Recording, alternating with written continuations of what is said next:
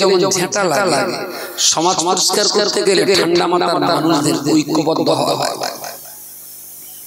ভাগ করে নেবে এই গোড়া আর এই গোড়া সমান সমান রাখে না, এরকম আট পিস করে মারে। কেন বলেন? আরো বেশি টাইট করার জন্য এখানে দড়ি দিয়ে বেঁধে নেই, তাহলে নিজের মোটা কাঠিগুলো ওই বন্ধনের ভেতরে ঢুকে গেল। লা ইলাহা ইল্লাল্লাহ, আল্লাহ আমার মাবুদ, শুধু এই কথাটা বলতে হবে, আল্লাহ ছাড়া আমার কোনো মাবুদ নেই। তো সেম টু সেম ইবাদত ছাড়া আমি পৃথিবীতে আর কোনো কাজ করতে আসিনি। আমার একটাই কাজ আল্লাহর ইবাদত, আর সেই ইবাদতটা ঠিকঠাক বুঝতে গেলেই প্রয়োজন হলো কোরআন কারীমের তেলাওয়াত। আপনারাও শিখুন, আর আপনি শেখার যতটা গুরুত্বপূর্ণ আমি বলছি আপনার নাতি নাতনি ভাই ভাইজি ভাগনা ভাগ্নি বাচ্চাগুলো শেখাটা অত্যন্ত জরুরি, খুব জরুরি। বাচ্চা বয়সে যদি ওদের ভিতরে ইসলাম না ঢোকানো যায় তাহলে বড় হয়ে ওদের ভিতরে কিন্তু ইসলাম থাকবে না। এই যে বলে চ্যাংড়ারা পাবজি খেলে, ফ্রি ফায়ার খেলে, ওরা নামাজ পড়ে না, মসজিদে যায় না, দোষ তো ওদের না, ভুল হয়ে যাচ্ছে।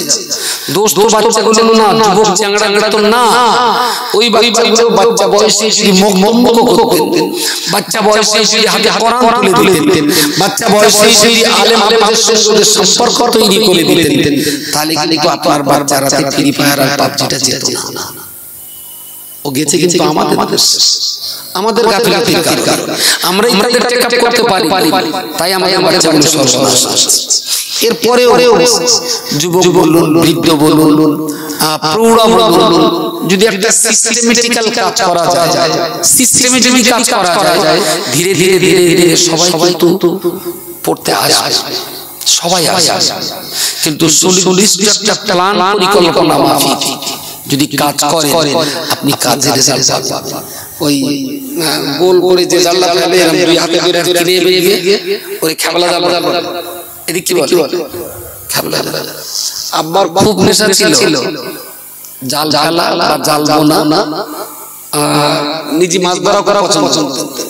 তা বাড়িতে গত 7-8 বছর পর্যন্ত ওই আব্বা যে জায়গাটা থাকতেন ওখানে এখন জাল বোনা জাল, ওই হয়তো কাজ কাম সেরে টাইম আছে, হাতে জাল জাল জাল বুকে কোরআন হাফেজ মানুষ ছিলেন, তো কোরআন শরীফ নিয়ে পড়তে দেখলাম সকালবেলা একেবারে কোরআন খুলে বালিশ দিয়ে পড়তেন। আর অন্যান্য সময় দেখেছি বেশিরভাগ জাল জালছেন বা হয়তো কাঠ চালা চালাচ্ছে, মায়ের হাতে কোনো কাজ করে দিচ্ছেন, মুখে কোরআন শরীফ।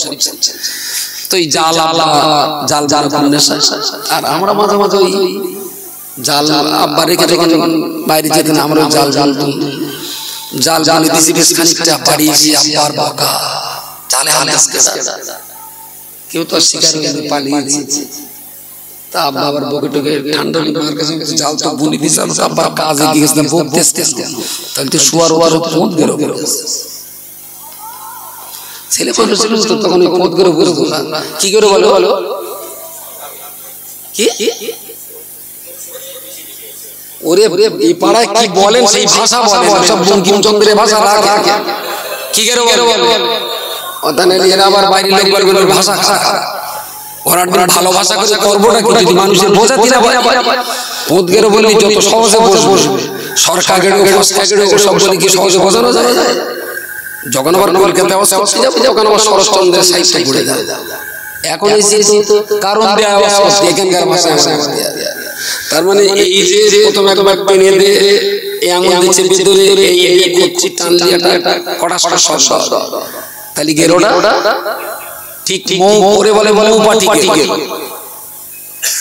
আর যে গেরো টেনে কিন্তু শব্দ হয়। বলেন ওই ফাঁসটা হলো বনবু ফাঁস, একটা মোটা পুঁটি মাছ গেল, ফাঁস বলে আমি রেডি আছি, তুমি জোর করে দাও বন্ধু, আমি এ যত যাবে তত বড় বড় ওই ওই গেলো ওই ফাঁসগুলো হলো মাছের বোন, যেই মাথা দেবে যত বড় দেবো তত বড় ওরে বলে মাছের বন্দুকের হলো। এখন আপনার তো বুকেছে সেই গেলো সব শুইতে দে ওগুলো কভার করে, আর ওই গেলো থাকলে না জাল ঝড়াবে আর মাছ মাঝে বেরিয়ে যাবে। সবশেষে জাল জানার পর একদম পুরো জাল ঝুলিয়ে দিলাম, থাকবে ওর নিচে ওই সুতো, জালে সুতো একটু মোটা সুতো। কি হয়? হ্যাঁ, একটা গাড়ি ঢুকে দিয়েছে, আমার কপাল খারাপ। এখন আসেনি, এখন মোটা একটু মোটা সুতো দিয়ে পুরো জালের গোল করে কাটি বলে লোহার ছোট ছোট ছোট জালে ঝুলিয়ে এবারে ওদের সিস্টেম আছে। আর পিছন দিয়ে একটা করে দড়ি এরকম টেনে ভেতর বেশ উঁচু করে একটা পকেট বানায়, ওরে কি বলে ঘাই। জাল বোনা ভালো, ওই কি বলে কাঠি বেঁধেছেও ভালো, কিন্তু সর্বশেষ হঠাৎ করে বর্ষালে বেঁধেছে তো সে জালে ঘাই বাঁধা হয়নি। ওই জাল যদি জাল জ্বালা হয় ওতে মাছ নিতান্ত আজরাইল যদি কোনো মাছ ধরে ফাঁসের ভিতরে গিলিয়ে দেয় সেইটি আসে, তাছাড়া কোনো মাছ ওই জালে আপনাদের জাল বিরাট ভালো, কিন্তু ঘাই ভালো কি বলি জাল বিরাট ভালো, কিন্তু ঘাই ভালো। মসজিদ ভালো, মোজাইক করা আছে, অজু করার জায়গা মসজিদে এসিও আছে, মার্বেল টালিও আছে, দেয়ালেও পাথর লাগানো আছে, দেয়াল দিয়ে এখন আলো জলে পাকা জাল দারুণ সুন্দর। কিন্তু মুসলিম কমিউনিটি ডেভেলপমেন্টের জন্য কোনো সুনির্দিষ্ট প্ল্যান নেই, চলছে চলুক, হচ্ছে হক। বেনামাজি কিভাবে নামাজি হবে, কোরআন না জানা লোকগুলো কিভাবে কোরআন শিখবে, অসহায় মানুষগুলোকে কিভাবে দিনের আওতায় নিয়ে আসা যাবে, মাথাচিরা বড় গালিগালাজ করে গ্রামে কিভাবে তাদের গালিগালাজ থেকে একটু ভালো জায়গায় ফেরানো যাবে, যুবক ছেলেরা গ্রামে ফ্রি ফায়ার খেলতে তাদের ব্যাপারে কি প্রজেক্ট নেওয়া যেতে পারে, এই ব্যাপারে আপনাদের কোনো প্রজেক্ট নেই। উইদাউট এনি প্রজেক্ট গ্রাম চলছে তো চলছে, কোনো সিস্টেম নেই। যে যা তালে বললে হয়তো বলিয়ে দেবে বাড়ির ভাত খেয়ে বোনের মুস্তারা। আমি বলছি হ্যাঁ রে ভাই, রাসূলুল্লাহ মক্কার ভাত খেয়ে তায়েফের মুস্তারাতে গিয়েছিলেন বলেই তো তার পাথরে রক্ত ঝরাতে হয়েছে, তাই না? তায়েফে কি দরকার ছিল রাসূলুল্লাহ যাওয়ার? তিনি তো একাই নামাজ কালাম পড়ে কবরে চলে যেতে পারতেন। আমাদের মতো গরু ছাগলগুলোকে মানুষ করার জন্যই তো তার তায়েফে রক্ত ঝরাতে হবে।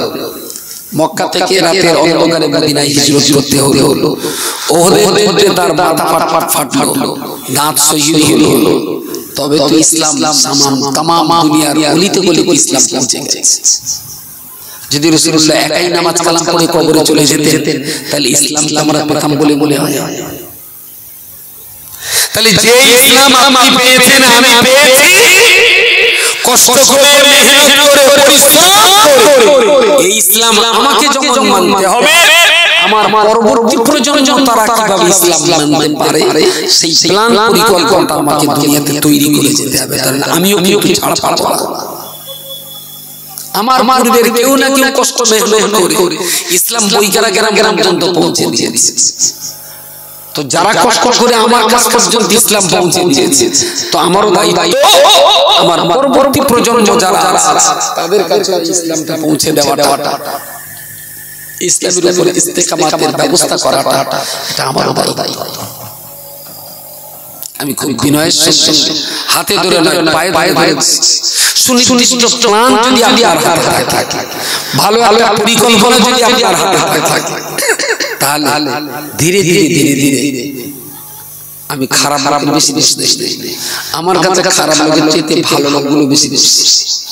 মদখোর, জুয়াখোর, তারপরে ব্যভিচারী, ধর্ষক, মাতাল, ঢ্যাপনা,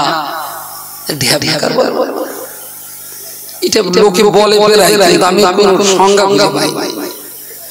আচ্ছা, এক কথা, যাদেরকে আমরা খারাপ, এই লোকগুলো যত খারাপ তার চাইতে বেশি খারাপ হলো ঠান্ডা মাথার শিক্ষিত বুদ্ধিজীবী, দায়িত্ব না নেওয়া মানুষ।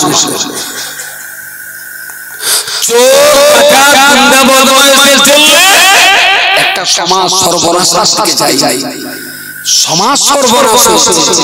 ঠান্ডা মাথার শিক্ষিত বুদ্ধিজীবী প্রভাবশালী যারা দায়িত্ব নিলে সমাজকে ফেরানো যেত, এই ধরনের মানুষগুলো যদি আমরা সবাই মিলে দায়িত্ব নিই, কাজটা আমার একা না, কাজটা আপনার একা না, কাজটা ওনার একা না, কাজটা আমাদের সবার।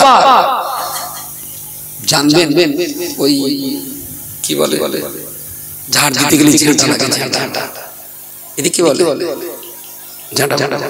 আমাদের বাড়িতে নারকেল কাঠি ঝাঁটা, এদিকে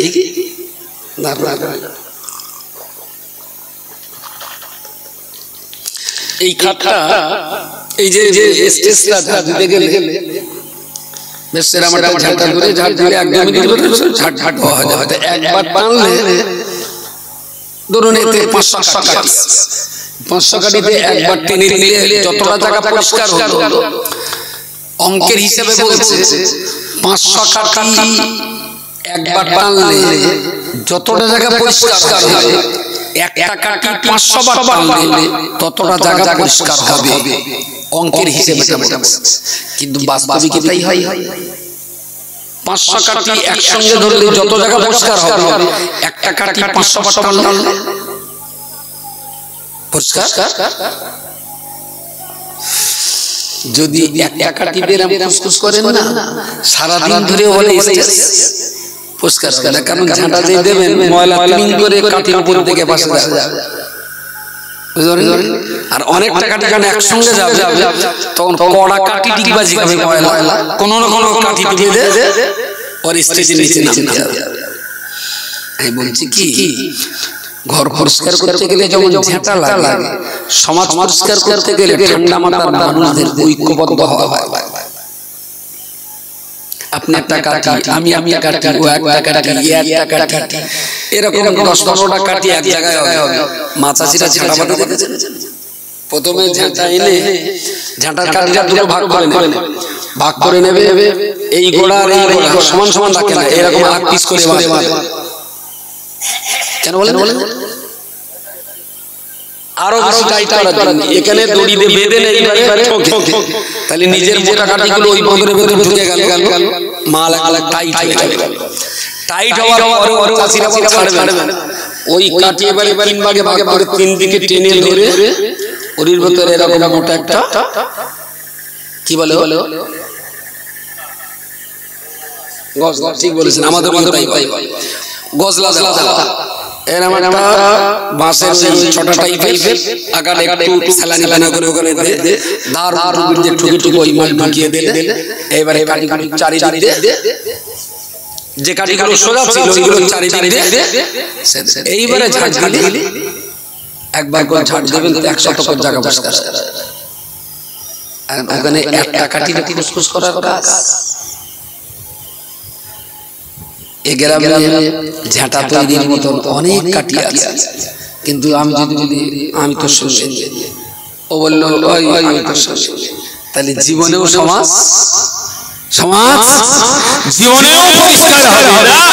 এই জন্য আমি আবার যারা ঠান্ডা মাথা, যারা সমাজকে নিয়ে ভাবছেন, আপনারা 10 জন 20 জন মানুষ যদি একটু ঝাঁটায় পরিণত হতে পারে, আমার এই সমাজ কিন্তু সুন্দরভাবে আমরা পরিষ্কার পরিচ্ছন্ন জায়গায় আনতে পারবো ইনশাআল্লাহ।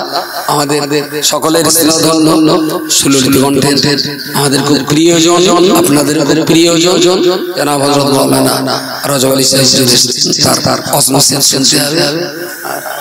আসসালামু আলাইকুম। মাশাআল্লাহ, তুমি আজকে কি ডবল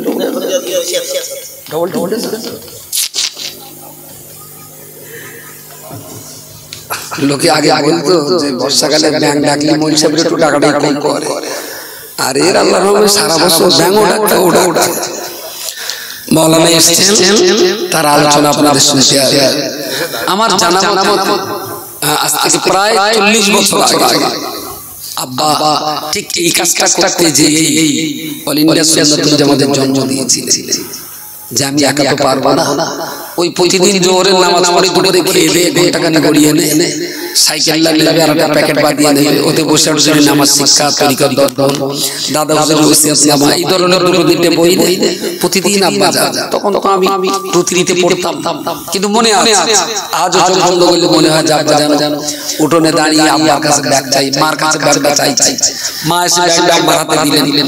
যাই হোক ওই ঘুরি ঘুরি বিভিন্ন মসজিদে মসজিদে আব্বা মানুষকে শিক্ষার প্রতি উৎসাহিত করতেন, একটু নামাজ পড়ুন বা একটু কোরআন শিখুন, এটা বসে নামাজ শিখে এটা পড়ুন, এই করে করে মানুষের চেতনা বাড়াত। সেইভাবে আস্তে আস্তে প্রথমে বাংলা সুন্নাতুল জামাত, তারপরে বসিরা সুন্নাতুল জামাত, তারপরে পশ্চিমবঙ্গ সুন্নাতুল জামাত, তারপরে আল্লাহর রহমতে এখন অল ইন্ডিয়া সুন্নাতুল জামাত, অনেকগুলো প্রতিষ্ঠান, 86টার মতো মাদ্রাসা, 256টা কেরালা মোল্লা ইসলামিক স্কুল। এবছর নতুন যে মেয়েদের মাদ্রাসা উদ্বোধন করতে চলেছে, এটা সিলেবাস একদম নতুন সিলেবাস। মাধ্যমিক পাস করার পর যে মেয়েগুলো মাওলানা হতে চায় এটা তাদের জন্য, 4 পাস করার পর মেয়েটা মাওলানা করবে না, 17টা মাদ্রাসা আছে। মাধ্যমিক পাস করার পরে যদি মনে হয় যে আমার মেয়েটা ইসলামী শিক্ষা দেওয়া হলো না, উপায় তাহলে ওই মেয়েটা আমাদের এখানে দেবে। এটা জোড়াসাল্লাহ বিবি আসিয়া বালিকা মাদ্রাসা, খোলা বলা 12 কিলোমিটার। এইভাবেই চেষ্টা করছি আমরা, ভাবছি একটা সুন্দর সাজানো গোছানো বড় বড় স্কুল করা যায় কিনা। আপনি যদি একটু চোখ বন্ধ করে তাকান, বসিরহাট ওখানে একটা